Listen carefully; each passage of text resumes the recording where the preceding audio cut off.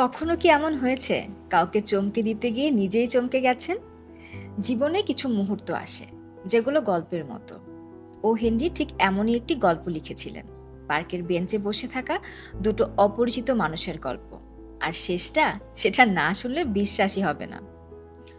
সন্ধ্যা নামছিল শহরের ওপর, আর শহরের একটা ছোট্ট পার্কের কোণে বেঞ্চে বসেছিল একটা মেয়ে।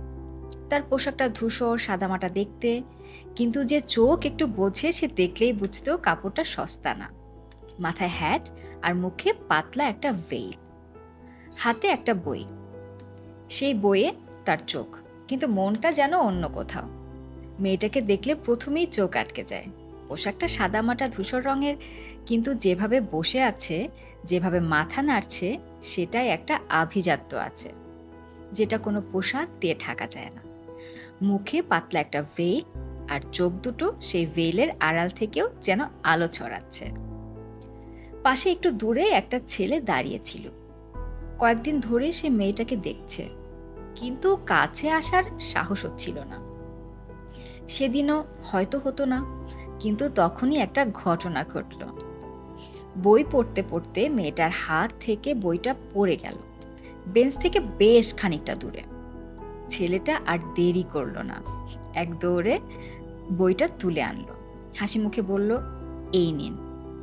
মেয়েটা একটু অবাক হয়ে তাকালো, তারপর বলল, ধন্যবাদ। ছেলেটা জিজ্ঞেস করলো, পাশে বসতে পারি? মেয়েটা মাথা নেড়ে বলল, ঠিক আছে, বসুন। সেখান থেকেই শুরু।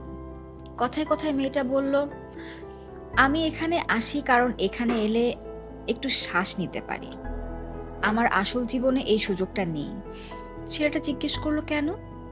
আর মেয়েটা বলল, নাম বলবো না, বললেই চিনে ফেলবেন, কাগজে বেরোয় প্রায়।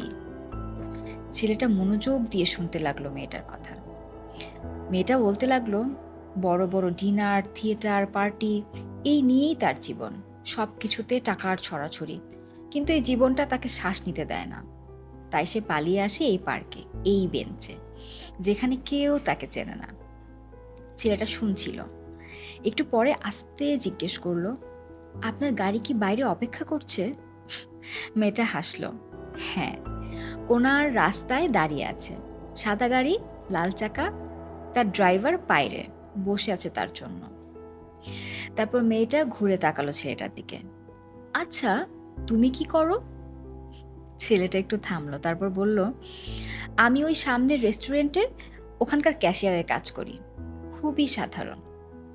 মেয়েটা একটু হাসলো, তারপর বলল, সাধারণ জীবনই তো সুন্দর। সন্ধ্যা আরো গভীর হচ্ছিল। দুজনের কথা চলছিল, আর দুজনের কেউই জানতো না এই মুহূর্তে তারা দুজনেই একটা খেলা খেলছে, একই খেলা।